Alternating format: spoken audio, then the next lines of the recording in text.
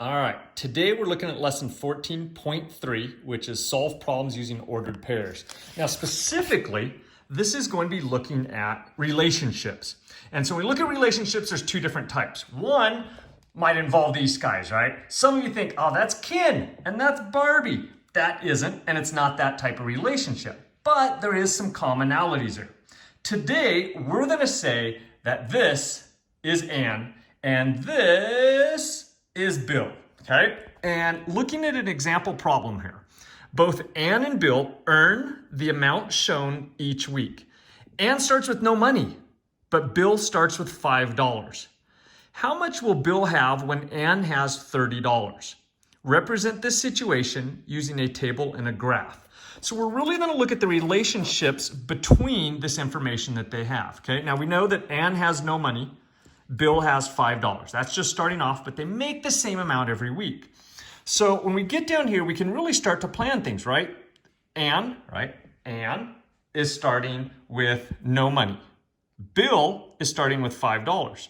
So the next week, if they make the same amount, right? Ann's gonna make $3, right? She made a whopping $3, right? Right there. Woo! She must have mowed like a fourth of some person's lawn. And Bill, because he made $3 mowing maybe a fourth of someone else's lawn, they now both make money, but we still have that same distance where he is $5 ahead compared to what she had. So this is the relationship we're looking at. Now, notice this. We're going to let X be Ann's earnings and Y be Bill's earnings. Now, think about that. What do you know about X and Y? It has to do with the coordinate grid. So we're going to now plot these on coordinate grids and look at the relationship between them. So when we take these coordinates, and if we say that Ann is X, so we're going to put, whenever we're at 0, Bill is going to be the Y, so we're going to have coordinate 0, 5 or 0, 5. And that's how we get over 0 up 5. This would be after 1 week, Ann is going to be X coordinate 3, Bill will be Y coordinate 8. Over 3, up 8. And once we plot these, we get this line and we can make predictions and look at the relationships between them. That's what we're looking at. So we look at this problem and we want to know how much will Bill have when Ann has $30. Well, we can go, okay, Ann is the x-axis. Let's go over to 30 and let's move up, and we can now determine that Bill is going to have $35. So that's kind of what we're looking at. It's kind of simple, but this stuff is actually really good and useful as we get into upper level math. So we're on page 791 here. Bill and Ann are going to be watching us. Yeah, I'm over here. Thank you, Bill. All right, look down. Perfect. Oh, man down. All right, here we go. We're going to not worry about these first two because some of you don't have the page that the other problems were on. And we're going to start basically right over here at number 3. Write the missing coordinates and tell what the point represents. So we're looking at this point right down in here. We want to know what the coordinates for that point is. Okay, so we can go, well, we always do X first, so it's over 5. And it is up 200. I love it. We're now moving into some good 5th grade level coordinate grids. So 5, 200. What does that mean though, right? We're now trying to understand these. So we have to look at the title. Every good coordinate grid should have a title. So this is jet car distances. And our x-axis is the time in seconds. And our y-axis is how far that jet car goes in that amount of time in meters. So what does this mean? Well, our x coordinate, right? X is time. So we would basically say in 5 seconds, the jet car travels how far, right? Travels. And then we go over here and we know that's 200. So it would travel 200 meters. That's what we're looking at as our answer for that particular problem. That's pretty fast when you think about that. 5 seconds, 200 meters, that's pretty impressive there. If you think of our playground at Jesse Beck, the whole way across there is just a little over 100 meters. So in 5 seconds, that's pretty fast car there. I think Bill would like that car. He'd be like, all right, back to the work. All right, don't be distracted. Number 4 and 5, find the missing coordinates and tell what the point represents. So same thing, we need to find the coordinates for these. So we can look and double check. It looks like it's pretty much right where those two blue lines meet. So we're looking at this line right here. Ooh, sorry, trying to draw and hold the camera. And that line right there. Well, the y coordinate's very easy to see that that is 800. The x coordinate, 1,000, is right here. And so when we're looking over at that one right over there, we're looking at probably that being 600, 700, 800, 900. So we're looking at 900 on the x coordinate, 800 on the y coordinate. Now we're basically going to interpret that. What does that actually mean? Well, again, go to the title, comparing temperature change in metals. So titanium, degree in Celsius, aluminum, degree in Celsius. Look at your X1 first. So X coordinate is talking about titanium. So when titanium, it's a pretty hard metal, is 900 degrees Celsius. Think of how hot that is, right? At 100 degrees Celsius, water boils. So when this metal's 900 degrees Celsius, how hot is aluminum? Well, 800 is aluminum, so then aluminum is going to be 800 degrees Celsius. That's what we're looking for on interpretation on the relationship, not between Bill and Ann, but between our math coordinates. All right, number 5. Go ahead and try this one on your own. Pause the video here and then see how you did. All right. Let's look at this. First of all, let's identify the coordinates there. So coming down on the x-axis, going over to the y. If I look at this, it looks like each blue line is counting by 50. 50, 100, 150, 200. So we would have 200, and we would have 50, 100, 150, 200. So that would be 150, 200, 150. So now we have to interpret that. Yosemite wildlife sightings, for those of you who go out into nature a lot, sometimes you see elk, sometimes you see deer. Do you always see the same amount of deer as you do elk? Well, in this case at Yosemite, this is probably pretty real data here. They're saying for every 200 deer, right, because that's the x-axis, remember, and that's the y-axis. So for every 200 deer seen, how many elk are seen? There are 150 elk seen, which makes sense. I know about deer, I know about elk, and usually you see more deer than you do elk at many places. All right, number 6, for exercise 5, okay, so going back to this one here, find 2 other points on the line, then graph and label them. Describe the relationship between deer sightings and elk sightings. So going up here, I know these are counting by 50s on there, so I might look at this spot right here, and I might then decide to...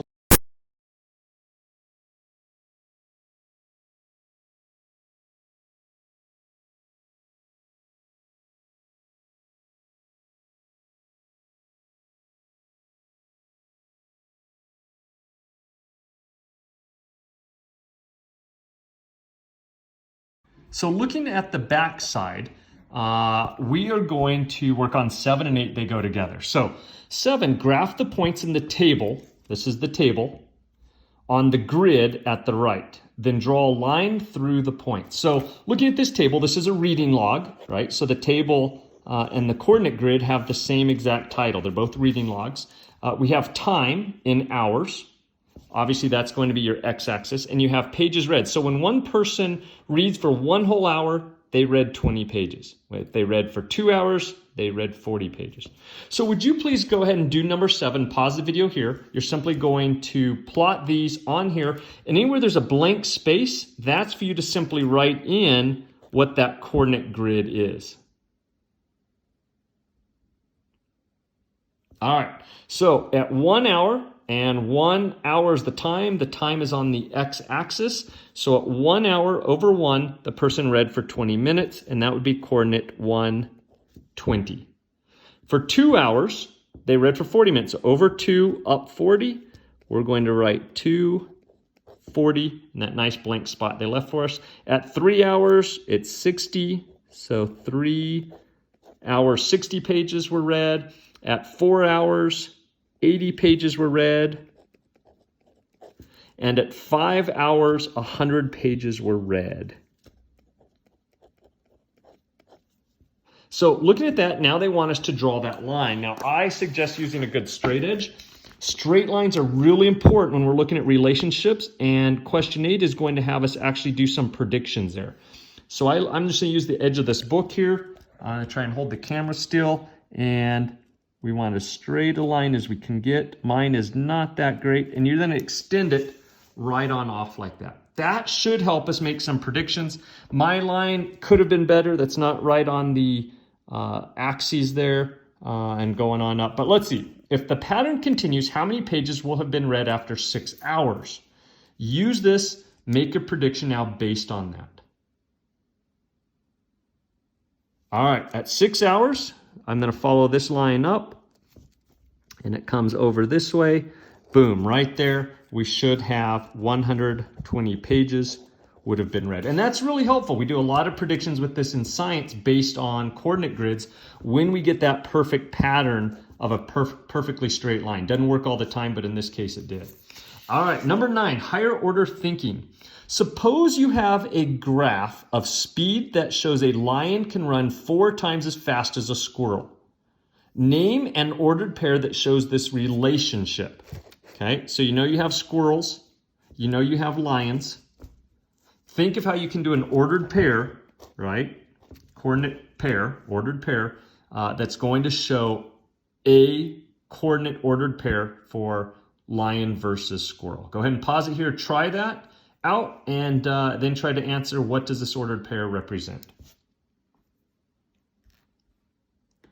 All right, so looking at this, what I would probably do is really start thinking, saying, okay, so if we look at this, if the lion, let's just say, is going, since this is 4 times as fast, right? If the lion is going, well, let's start with the squirrel. Let's say the squirrel's just going 1 mile per hour, right? We know the lion is going 4 times as fast as that, so that would have to be 4 miles per hour. So I could have 1, 4, okay, if I wanted that to be my x. Could I have 4, 1? I could flip-flop those. It depends on how I label those on my coordinate grid with that. So let's keep going. That's one possibility. What if the squirrel is going 2 miles per hour? How fast would the lion go? Well, 4 times that. So 2 times 4 would be 2, 8. Maybe you have 8 too. What if it's going 3 miles per hour? Well, 3 times 4 is 12. And I could keep going and going and going. Let's say that squirrel gets up to, holy cow, running 10 miles an hour. How fast is the lion going?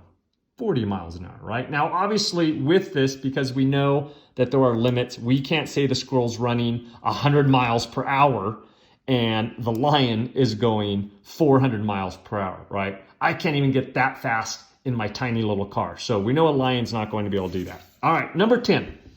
Candace drives a total of 48 miles each day to get to work and back home. She works 5 days a week. Her car gets 21 miles per gallon of gas. About, that's kind of a big word there, how many gallons of gas does she need to drive to work and back home each week? All right, try this out. Pause the video here and come back to check it. Well, for me, it says about, so I can use estimation here. So if she goes 48 miles each day to get to work, I'm going to think of this as 50. She goes 50 miles each day to work. She works 5 days a week.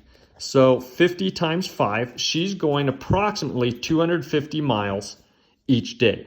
Now, her car gets about 21 miles per gallon. So I'm going to do some estimation here, but I might kind of think a little bit and say, okay, 21 going into 250, that's not perfect. Can I go to 20 on that? Well, I might think I could go, right, and go 250 divided by 20. I could also go 250 divided by 25, right? This one is much easier for my brain to think about since we're doing estimation with about. 25 goes into 25 once with the 0, or 25 times 10 is 250. This way is going to be closer to 11, but she's going to run somewhere between 10 to 11 gallons of gas per week. So that my answer would be 10 gallons of gas is what she would go to drive to work and back. Number 11 and 12. What does the point 15, 4 represent on the graph at the right? Go ahead and pause, try that one, and then also try number 12 and then hit play to check it. All right, so looking at this, again, we have to look at our titles. This is an ant crawling or a crawling ant. We're looking at the time it takes for that ant to crawl and the total distance it crawls. So when it comes over here and it says, what does the point 15.4 represent? It matters the order of this. We know the first one is the x-axis, the second one is the y. So we know 15 has to be the x. The x in this case is time. So 15 has to be a time, and my 4 has to be my y-axis, which is distance. Knowing that, now I can use that information to help me down here, okay? So it should say something about when the ant is going 15, in this case, seconds. So the ant crawled 15 meters? Nope, that's not a time. The ant crawled 15 meters? Not a time. The ant crawled 4 meters? 19 seconds? Those don't have anything to do with this, 15 and 4. Leave that, maybe come back. The ant crawled 4 meters, 15 seconds. There's my time. So in 15 seconds, the ant crawled a distance of 4 meters. We know that 4 represents distance and meters is distance, so D is our correct answer there. Do the same thing with number 12 if you would. What does the point 20, 5 represent on the graph? All right, let's check and see how you did. We know the first one is our x, the second one is our y, very similar to the one up here. So 20 is going to have to be my seconds because that's what is on my x coordinate. And my y is distance in meters, so I know that that is going to be meters is my second one. So when I look at that, I know that in 20 seconds, the ant crawled 5 meters. In 20 seconds, the ant crawled 5, ooh, that says centimeters. They tricked you. Don't get tricked by that. Bad answer. In 20 seconds, the ant crawled 5 meters. That is what that is saying. We can't flip-flop these around, so it's not 5 seconds and 20 meters. It's 20 seconds and 5 meters. All right, nice job. I think these two would agree that working with coordinate grids is kind of fun. Until next time, say goodbye to not Ken and Barbie, but Bill and Ann.